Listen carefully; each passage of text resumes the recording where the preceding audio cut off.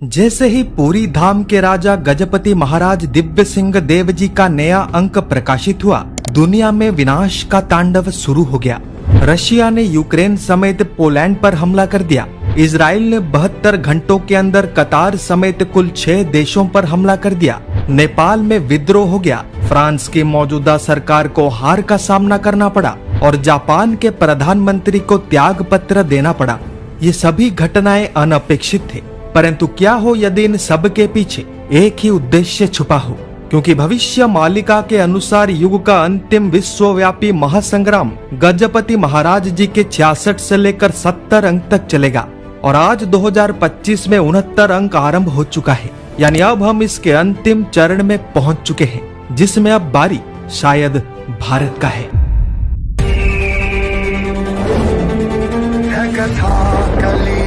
काल की मनुष्यों के अभिमान की, धर्म अधर्म उत्थापतन, सत्य असत्य कर्म अकर्म, नाथ की कथा जगन्नाथ की।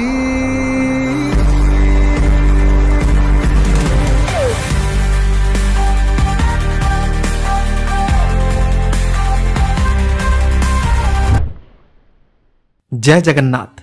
नेपाल में जो हुआ वो बहुत ही दुखद था और एक मित्र देश को इस हालात में देखना हर भारतीय के लिए कठिन भी, परंतु होनी को भला कौन ही टाल सकता है। नेपाल की युवा जनता ओली की कम्युनिस्ट सरकार से चिढ़ चुकी थी, विशेष रूप से भ्रष्टाचार एवं नेपोटिज्म के कारण।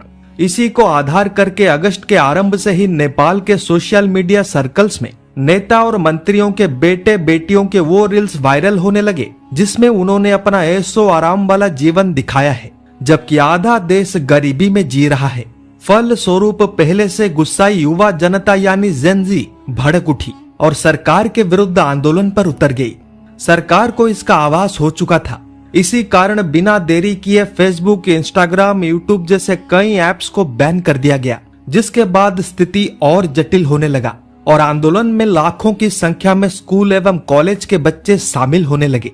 सब कुछ शांतिपूर्वक तरीके से चल रहा था कि अचानक फायरिंग हुआ, जिसमें कई बच्चे ऑन द स्पॉट ही मारे गए। यही वो मुहूर्त था जिसने सबको हिलाकर रख दिया, क्योंकि ये इतिहास में ऐसा पहला घटना है जिसमें बच्चों ने सीने पर गोली खाने के बावजूद भी विद्रोह करके एक भ्रष्ट सरकार को गिरा दिया। प्रश्न केवल इतना है कि क्या इस विद्रोह का नियंत्रण एवं संचालन नेपाल के नौजवान कर रहे थे या फिर देश के बाहर से कोई और। पाकिस्तान, अफगानिस्तान, श्रीलंका, म्यांमार, बांग्लादेश और अब नेपाल, साल दर साल भारत के सभी पड़ोसी देश एक एक करके बर्बाद होते जा रहे हैं। ये संयोग नहीं बल्कि एक सोची समझी साजिश का हिस्सा है, जिसका अंतिम रास्ता भारत से होकर गुजरता है।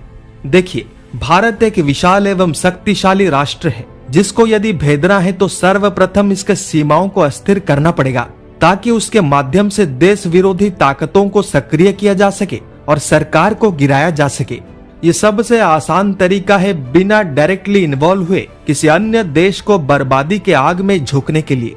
ऐसा नहीं कि भारतवासी इन सब से अवगत नहीं है, क्योंकि इतिहास में हमने कई बड़े बड़े आंदोलन तथा विद्रोह देखा है, लेकिन इस बार का स्थिति थोड़ा अलग है, जटिल है और चारों ओर फैला है। परंतु दुनिया के प्रथम तथा सर्व पुरातन सभ्यता के लोकतंत्र को भेड़ तंत्र के माध्यम से भेद पाना इतना आसान नहीं, वो भी तब जब दोनों भाइयों का लीला आरंभ हो चुका हो। भीड़ तंत्र वाले इस षड्यंत्र में 2 मुख्य किरदार हैं, एक चाइना, दूसरा यूएस, और इन दोनों के संघर्ष में छोटे छोटे देश बर्बाद हो रहे हैं। परंतु इनका असली टारगेट ये छोटे छोटे देश नहीं है, बल्कि सोने की चिड़िया कहे जाने वाला भारत है, जो कि दुनिया का अगला सुपर पावर बनने जा रहा है।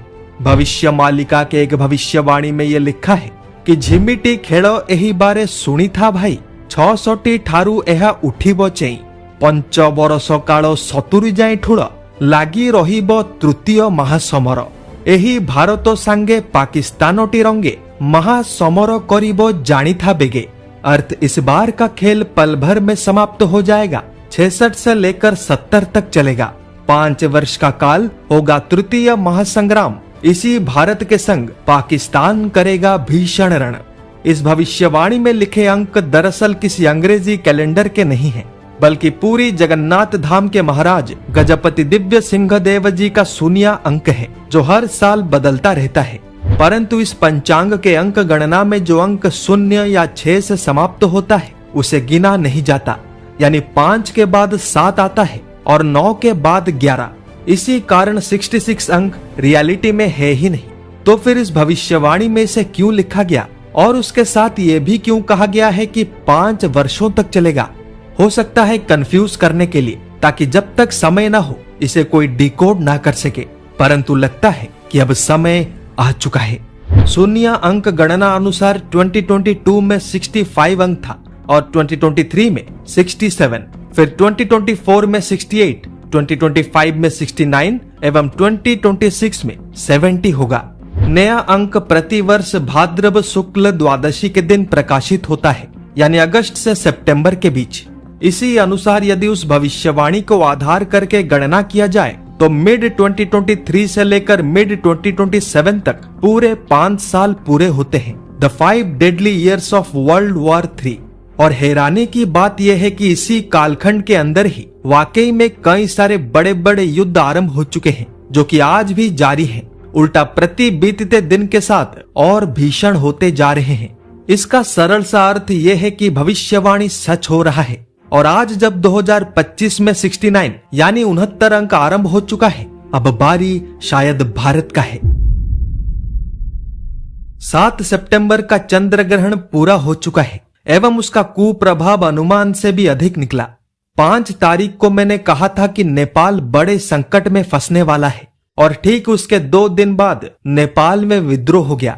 इन सब के अलावा रशिया ने यूक्रेन के बहाने पोलैंड पर ड्रोन स्ट्राइक कर दिया है, जिसको नेटो ने भले ही विफल कर दिया हो, परंतु उसका पूरा एयर डिफेंस मैकेनिज्म एक्सपोज हो चुका है, जो कि रशिया के लिए आगे के युद्धों में काम आ सकता है। वहीं इजराइल ने मात्र 72 घंटों के अंदर कतार, लेबनान, गाजा, सीरिया, तुनिशिया एवं यमन पर हमला कर दिया है, जिससे पूरे गल्फ में हाहाकार मच चुका है। इसी बीच फ्रांस की मौजूदा सरकार विश्वास मत में हार गई, जिसके बाद वहां पर भी विद्रोह आरंभ हो चुका है। यानी ग्रहण के बाद या शून्य अंक प्रकाशित होने के पश्चात दुनिया में हाहाकार मच चुका है। और इसी हाहाकार में भारत के धरती पर भारत के विरुद्ध एक ऐसा षड्यंत्र रचा जा रहा है जिसका कल्पना किसी ने नहीं किया होगा। मैं बात कर रहा हूं अखंड भारत के अभिन्न अंग बलूचिस्तान के विषय में, जहां पर एक भीषण युद्ध आरंभ होने जा रहा है बलोच लिबरेशन आर्मी एवं पाकिस्तानी सेना के बीच, जिसमें अब चाइना के बाद यूएस का एंट्री हो चुका है। घटनाओं के क्रम को ध्यानपूर्वक सुनिए एवं समझिए। सर्वप्रथम पाकिस्तान यूएस के साथ क्रिटिकल मिनरल्स एक्सट्रैक्शन डील पर साइन करता है। फिर यूएस बलूचिस्तान लिबरेशन आर्मी को आतंकवादी संगठन घोषित करता है। फिर पाकिस्तान के नूर खान एयरबेस में यूएस मिलिट्री के 2 C-17 ट्रांसपोर्ट एयरक्राफ्ट्स पहुंचते हैं। और अब पाकिस्तान के फ्रंटियर फोर्सेस को बलूचिस्तान के फॉरवर्ड पोस्ट पर तैनात किया जा रहा है।